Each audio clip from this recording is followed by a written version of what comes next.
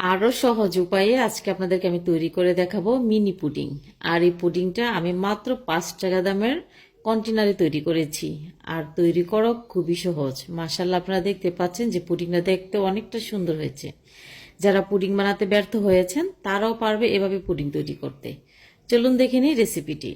প্রথমে ক্যারামেল তৈরি করে নেব। সেই জন্য এখানে দিয়েছি 1/4 কাপ পরিমাণে চিনি, দিয়েছি 1 টেবিল চামচ পরিমাণে পানি দিয়ে কিছুক্ষণ অপেক্ষা করছিলাম। যখন এরকম সুন্দর কালার চলে এসেছে ওই পর্যায়ে নাড়াচাড়া করে নিচ্ছি। আমি আমার পছন্দ মতো ক্যারামেলের কালারটা করে নিচ্ছি। যখন এরকম কালারটা চলে আসবে ওই পর্যায়ে আমি চুলা থেকে নামিয়ে নেব। এখানে আমি 5 টাকা দামের কন্টেনার নিয়েছি। আর এই কন্টেনারে কিন্তু পুডিংটা আজকে আমি তৈরি করব।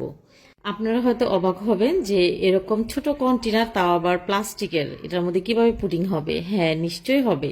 আপনারা দেখতে থাকুন রেসিপিটি, তাহলে বুঝতে পারবেন। এখানে 3টি রুটি নিয়েছি আর রুটিগুলো ছোট সাইজ করে কেটে নিচ্ছি।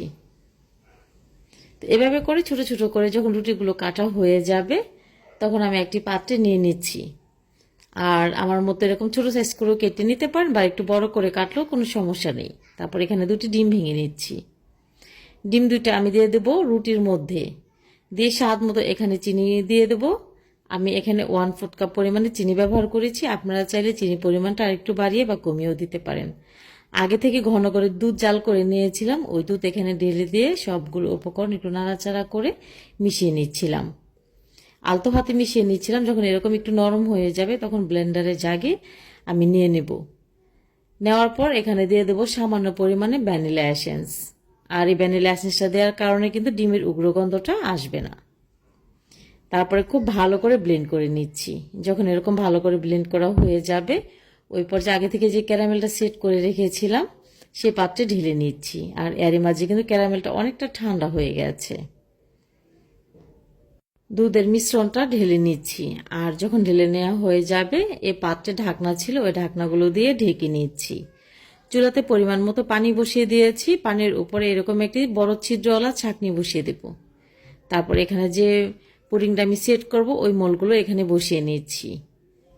তো ঢাকনার মধ্যে যদি কোনো ছিদ্র থাকে সেই ক্ষেত্রে ঢাকনার ছিদ্রটা এরকমভাবে ঢেকে দিতে হবে। তারপর স্টিমে রেখে দিয়েছি 20 থেকে 25 মিনিটের জন্য। তো এর মাঝে আমি পুডিংটা চেক করে আপনাদেরকে দেখাচ্ছি যে কতটা কমপ্লিট হয়ে গেছে। তো পুডিংটা আমার সম্পূর্ণ কমপ্লিট হয়ে গেছে। এখন নর্মাল ফ্রিজে 1 ঘন্টার জন্য রেখে দিয়ে তারপর ঠান্ডা করে নেব। তো ঠান্ডা করে নেওয়ার পর আপনাদেরকে পুডিংটা কেটে দেখাচ্ছি। মাশাআল্লাহ, দেখতে ঠিক কতটা সুন্দর হয়েছে। রেসিপি ভালো লাগলে শেয়ার করার অনুরোধ রইল। আপনি যদি আমার ইউটিউব চ্যানেল থেকে দেখে থাকেন তাহলে সাবস্ক্রাইব করে নিতে পারেন। আপনি যদি আমার